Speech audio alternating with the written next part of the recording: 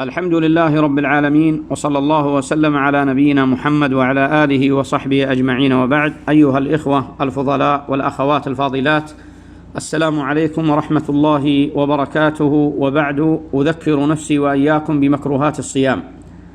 المكروه الأول المبالغة في الاستنشاق والمضمضة للصائم، لحديث لقيط ابن صبرة رضي الله تعالى عنه، وفيه: وبالغ في الاستنشاق إلا أن تكون صائما، أخرجه الترمذي.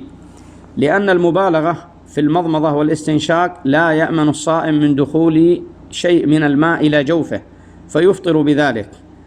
والمبالغة في الاستنشاق هو شدة جذب الماء إلى أعلى الأنف، والمبالغة في المضمضة شدة تحريك الماء في الفم، فلا يبالغ فيها الصائم. أيضا من المكروهات جمع الريق وبلعه، ومن المكروهات ذوق الطعام لغير حاجة. أما الذي يصلح الطعام رجلا كان أو امرأة فإنه يباح له أن يذوق الطعام ليعلم حلوه من مره، ويعلم أيضا المالح وغير المالح. أيضا من المكروهات شم ما لا يؤمن من شمه، أن يجذب إلى الحلق كمسحوق البخور أو المسك. وكذلك من المكروهات التفكير في شأن الجماع وما يتعلق به.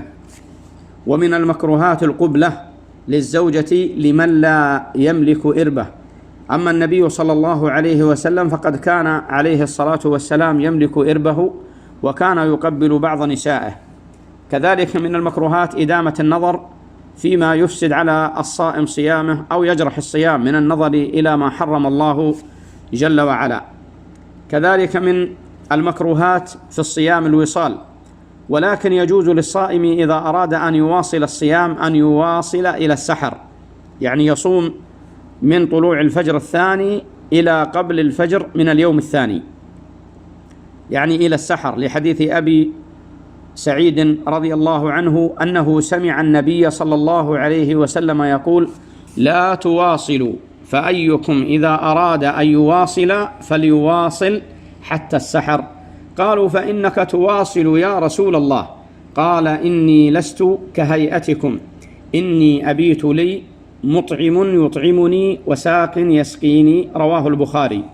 ولكن ليس معنى هذا أن النبي صلى الله عليه وسلم له ساق يسقيه بالماء ومطعم يطعمه بالطعام، ولكنها الحكمة وما يفضيها الله جل وعلا على قلب وعقل النبي صلى الله عليه وسلم. أسأل الله تبارك وتعالى أن يرزقنا وإياكم التوفيق في الدنيا والآخرة، وأن يجعلنا وإياكم من عباده المتقين الذين لا خوف عليهم ولا هم يحزنون. أسأل الله يتقبل منا صيامنا، أسأل الله جل وعلا أن يتقبل منا صيامنا وقيامنا، وأن يجعل ذلك كله خالصا لوجهه الكريم. والله أعلم، وصلى الله وسلم على نبينا محمد.